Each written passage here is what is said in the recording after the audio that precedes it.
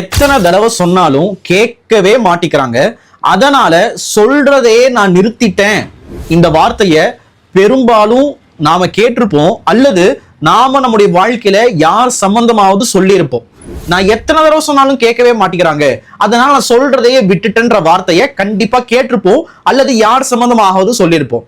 நல்லா தெரிஞ்சுக்கோங்க, யாரையாவது சரி செய்யணும், திருத்தணும் அப்படின்னு நாம நினைக்கிறோம்னா அவங்களுக்கு ஒரு முறை சொன்னாவே நம்ம வார்த்தையை அவங்க கேட்டுதான் ஆகணும்ன்ற மைண்ட் செட்டுக்கு நீங்க முதல்ல வந்துடாதீங்க.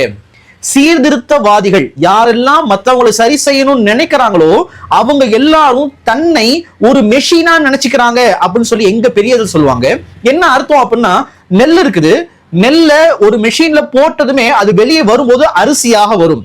அந்த மாதிரி சீர்திருத்தவாதிகள் என்ன நினைச்சுக்கிறாங்கன்னா, ஒரு பாவம் செய்யக்கூடியவன், ஒரு தவறு செய்யக்கூடியவன், அல்லது என்னுடைய குழந்தைகள், என்னுடைய மாணவர்கள், நான் ஒரு முறை சொன்னாவே அவங்க கேட்டணும், என்ன நானே ஒரு மெஷினா நினைச்சுக்கிறது தான் என்ன இன்னும் அப்செட் ஆக்கும்.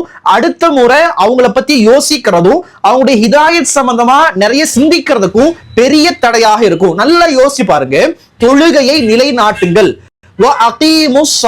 அப்படின்ற இந்த வார்த்தை குர்ஆன்ல ஒரு முறை சொன்னா போதும் தானே? அல்லாஹ்வுடைய அடியார்கள் தானே நாம.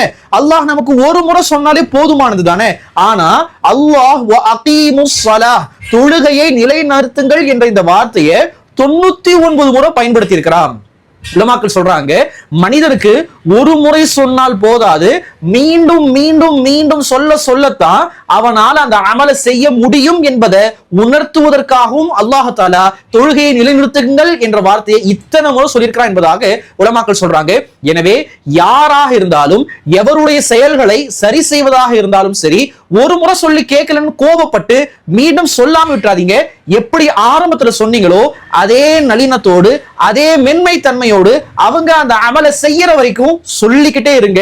யாருக்கு இதை நீங்க சொல்லணும்னு நினைக்கிறீங்களோ அவங்களுக்கு இந்த வீடியோவை ஷேர் பண்ணி விடுங்க.